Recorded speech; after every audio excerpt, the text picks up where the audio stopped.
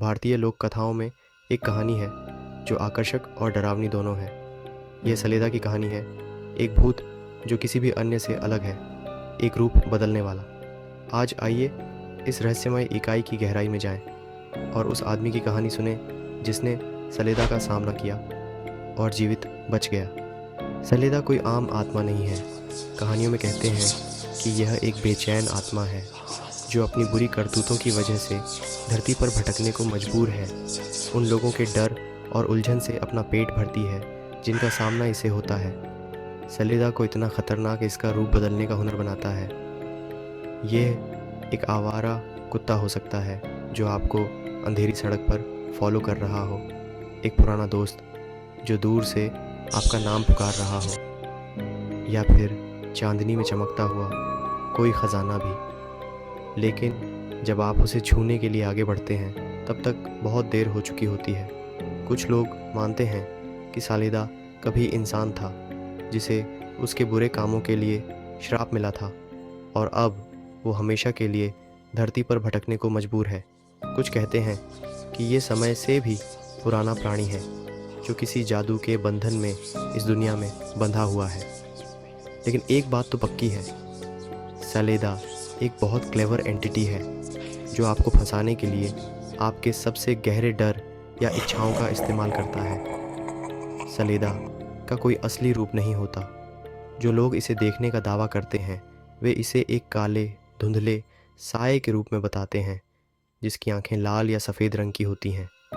इसकी आवाज़ सुनने में जानी पहचानी, अक्सर किसी ऐसे की नकल करती है जिस पर आप भरोसा करते हैं। इसका रूप बदलना बहुत ही आसान होता है। एक पल यह एक सुंदर फूल होता है, अगले ही पल यह नुकीले पंजों वाला एक जंगली जानवर। लेकिन सलेदा बेतरतीब ढंग से काम नहीं करता। ये कमज़ोर लोगों का शिकार करता है। रात में अकेले यात्रा करने वाले, खोए हुए लोग या लालच या उत्सुकता से प्रेरित लोग। अगर आप इसके जाल में फंस गए तो बचना लगभग नामुमकिन है। तो चलिए मैं आपको रवि की कहानी सुनाता हूँ। एक ऐसा आदमी जिसका सामना सलेदा से हुआ लेकिन किसी तरह वो बच निकला। रवि मध्य प्रदेश के एक छोटे से गांव का एक साधारण किसान था। एक दिन भर काम करने के बाद उसने जंगल के रास्ते घर जाने का फैसला किया, जो कि एक छोटा रास्ता था। गांव वालों ने उसे हमेशा रात में जंगल के बारे में चेतावनी दी थी, लेकिन रवि व्यावहारिक होने के कारण भूतों की कहानियों पर विश्वास नहीं करता था। जैसे ही वह पेड़ों के घने जंगल के नीचे चला, हवा ठंडी होती गई और एक अजीब सी खामोशी ने उसे घेर लिया। अचानक उसने अपनी पत्नी को आवाज़ देते हुए सुना, रवि। आवाज़ धीमी लेकिन ज़िद वाली थी। यह उसकी पत्नी की आवाज़ थी, इसमें कोई शक नहीं था। लेकिन रवि को पता था कि कुछ गड़बड़ है। उसकी पत्नी कभी जंगल में नहीं जाती थी, खासकर रात के समय। उसने वापस आवाज़ दी, सीता क्या तुम हो? जवाब देने के बजाय उसने उसे पेड़ों से निकलते हुए देखा। वो पीली दिख रही थी, मानो चमक रही हो। उसकी चाल अस्वाभाविक रूप से चिकनी थी। वो मुस्कुराई और बोली, इधर आओ रवि, मुझे तुम्हारी मदद चाहिए। लेकिन जैसे ही वो करीब आई, उसके चेहरे के बारे में कुछ बदलने लगा।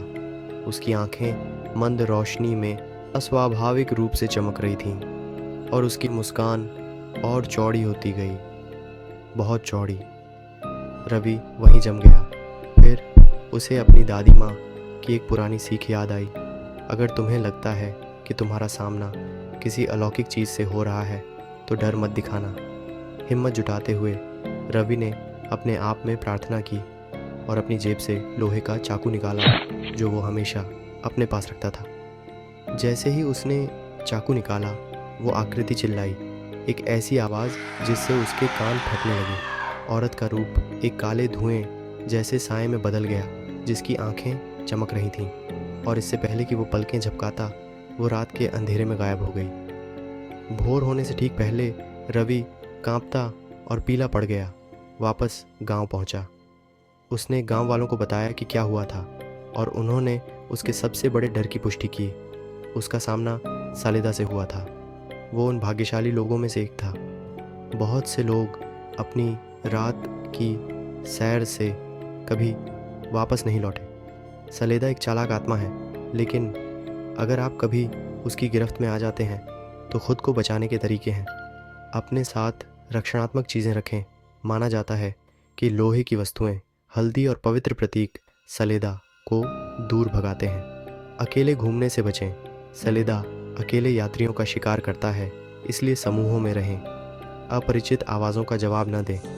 अगर आपको किसी अजीब जगह पर आपका नाम पुकारा जाता है तो उसे अनसुना कर दें। शांत रहें। डर सलेदा को शक्ति देता है। आप जितने शांत होंगे, यह उतना ही कमज़ोर होगा। सलेदा की कहानी भारत के जंगलों और गांवों को डराती रहती है। क्या यह सिर्फ एक कहानी है या यह रूप बदलने वाला भूत सचमुच मौजूद है? हम शायद कभी नहीं जान पाएंगे। लेकिन अगली बार जब आप अकेले हों और आपको परछाई से कोई जानी पहचानी आवाज़ बुलाती हुई सुनाई दे, तो रवि की कहानी याद रखना और जवाब देने से पहले 2 बार सोचना, क्योंकि आप जो देखते हैं वो वैसा हो ज़रूरी नहीं है। अगर आपको यह कहानी पसंद आई हो तो भारतीय लोक कथाओं और भी ऐसी ही डरावनी कहानियों के लिए लाइक, शेयर और सब्सक्राइब करना ना भूलें। सुरक्षित रहें और सावधान परछाई से।